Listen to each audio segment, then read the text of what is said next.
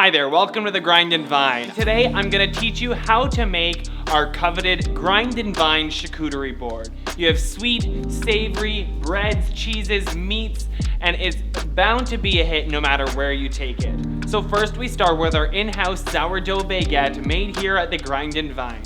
It'll be the middle and the pinnacle of our charcuterie board. Then our charcuterie board is about presentation. We start with the cheeses, such as our triple baked brie, our Empire cheddar cheese. We have a spiced Gouda, cranberry extra old cheddar, and a balsamic cheddar. It's all about presentation. When we do the coveted salami rose, we fold over the salami around a mason jar. Then we have our capricola, and we're gonna do a tri-fold over a toothpick. We have a grainy mustard, Renaissance jam made in Prince Edward County, as well as a wine-based jam made with Grand Marnier and cherries. We are going to add our hot sopressata next. We have our grapes going in here. We have some Breton crackers, and then you just fill in the holes where everything else may be. You can scale this up to feed 20, 40 people, or you can scale it down for an intimate date night.